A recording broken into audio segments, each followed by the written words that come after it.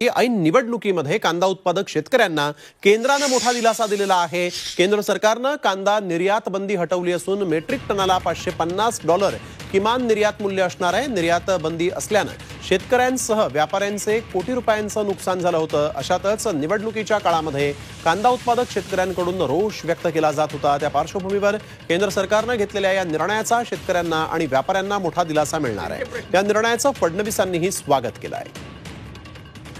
माननीय मुख्यमंत्री महोदय, मी अजितदादा, आम्ही सगळे सातत्याने केंद्र सरकारच्या पाठीमागे लागलो होतो। केंद्र सरकारला आम्ही विनंती केली होती की शेतकऱ्यांचं नुकसान होत आहे, त्यामुळे ही निर्यात बंदी आपण उचलली पाहिजे आणि त्याला प्रतिसाद केंद्र सरकारने दिला आहे, याचा मला मनापासून आनंद आहे। आता या सगळ्या परिस्थितीमध्ये केंद्र सरकारने एक चांगला निर्णय घेतलेला आहे।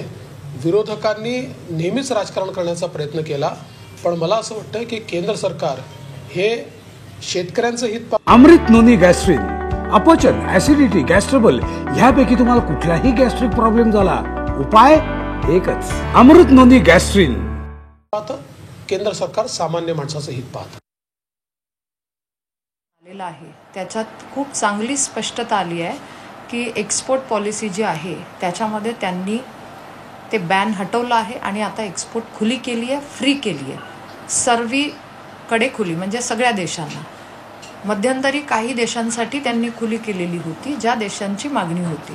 आता मात्र स्पष्टता आली आहे की निर्यात खुली झाली आहे। निर्यात खुली झाली आहे हे माझ्या शेतकरी बांधवांसाठी अतिशय महत्त्वाचा हा निर्णय घेतला।